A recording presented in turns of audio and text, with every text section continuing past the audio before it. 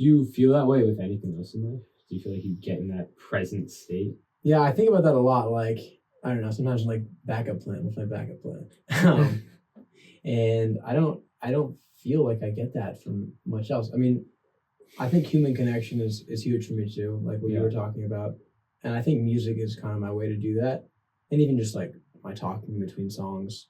And at some of the bigger gigs, just like being able to talk to like, I don't know, I don't want to say fans, but afterwards, and them telling me how certain songs connect them is that really fulfills me a lot. But anything completely outside of music, I don't know. Huh. I like to hike, but I don't know if it doesn't feel the same. Hiking hurts. Yeah, right. But do you think that's why you chose it? Do you remember, like, do you think that your feeling of flow that you get within like music is the reason that you pursue it? I think the reason I started was, well, first of all, my grandmother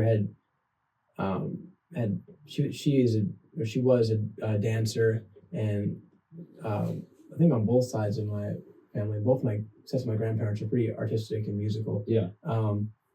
And when I always had this energy running around the house when I was younger, just singing songs. I was trying to put on a performance, and my parents like, you have to channel this. So they put me in the theater camp, and I did that for a while until I kind of got bullied out of it. But maybe it was for the best for me, because I feel like finding music felt a lot more fulfilling. But what really was the turning point was going to see one of my first concerts. It was a guy named Matt Carney. I saw him at the Portsmouth Music Hall, and he played just him and his guitar, and I guess a guy doing percussion. That might have been it. And I just remember looking around and seeing how happy the music was making everybody, and how happy it was making me. It was like giving me goosebumps. I was like 12, and I was like, what is this feeling? And I left there, and I was telling my parents, I was like, I want to do that. I want to make people feel the way I felt just being there. So I guess it wasn't like an experience of flow state that drew me into it, but it was, I guess, seeing someone else go through that and being on the receiving end of it, which made me like, I want to recreate that. Right. You want to make people feel that there's joy from the music. So I feel like I'm just making this all about flow state now, but there's also something called group flow, which people get into in like concert settings, where like it's almost a shared flow state. If there's like I don't know too much about it, so I'm not gonna pretend like I do. But I just know, cool, but I just know that like in a setting like a concert, there's a way to like, and there is something like group flow, and that's probably what was felt, and that's why things like that can be so powerful. Right. Like the chills you feel, like the energy around that. It's so amazing. Yeah, I agree. And the thing that's really cool about music is that it can resonate with people from so many different backgrounds, who have so many different stories. And I don't know, it's just there's not much else like it. I guess it's just kind of lots of art in general do the same thing, but I don't know. I can't imagine a world without art. Dude, it'd suck. It would suck. It'd be so bland. But I feel like there's art everywhere. There's art like in nature, and I feel like it's impossible. Yeah, I think it is impossible. I think art is like a core pillar of life. Yeah, just humans, right? It's just ingrained in us. No other animals are like trying to like beatbox or anything. Not that I know of. I mean, I'm sure there's some kind of ape doing something like that, but probably. We read a book back in like elementary school where there was an ape that drew, I think. Oh, do you remember that? Ivan? No. Ivan, yeah. Oh, something Ivan. Ivan, the one and only Ivan. Yeah, I'm familiar. Teamwork right there. He inspired me. Yeah? No. That'd be crazy. Yeah. I feel like I'm surrounded by a lot of people that like make art in different ways. Oh, right. Like your dad is an artist. Super cool artist. Yeah. And so it's really been a cool experience to see the different like forms of human expression. Mm-hmm. And the way that people deal with the way they process the world. Yeah. Did you inherit any kind of like artistic, I don't know, desire to do anything? I mean, this is artistic podcasting. A little bit, yeah.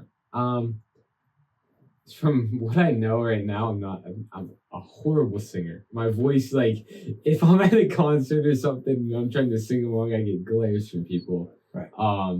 I like that you said right now. Yeah. Leaving it open. It could get better. Right. You never know. Also not a great like on paper artist, but what I am really good with is like words. So I'm a really good writer. Yeah. That's art in a way. Oh, of course. That's huge. I mean, that's what half of music is, or at least songwriting. Yeah. Yeah. Just pairing the two together. So you write all your songs? Yeah. Some of all the songs that are out right now are completely written by me. Recently, I've gone to Nashville and started writing with co-writers who are like some of the top writers in the industry, and I'm super grateful to have worked with them. And it's like a kind of a different experience writing with other people.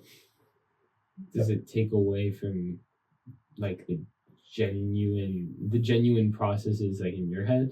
Right. I think as long as, I mean, the people I worked with were very strict about like, we want this to be your story in your song. So like, I always kind of had the final say, but they might have helped me reframe something that I was trying to say to sound a different way. And as long as that, I felt like that resonated with me. It wasn't really limiting anything. So it was good. And it's helpful to have someone to kind of have a conversation with while you're writing a song. Huge. One of the guys I wrote with named Steve Rush, he's worked with like Logic, so only naturally would he work with me next. Yeah, like you and Logic, same genre. We're pretty close. Anyway, I went in there and with my guitar, I'd never met him before, and it was in his home. And he told me to put the guitar down, and we just sat down, and we just started having a conversation, and it turned from small talk to like me pouring my heart out to this man about how like long distance relationships scare me, and how really it's just my insecurities. And I see him like writing these like notes down. I'm like, are we writing a song right now? And he's like, oh yeah, I think I got a chorus worked out. I want to include this.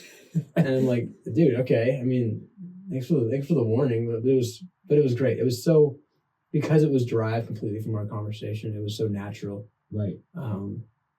And I don't know, I haven't put the song out yet. I'm hoping to. I heard it though. Yeah, I think you did hear it. It was worth a really, try. I loved it. So super cool.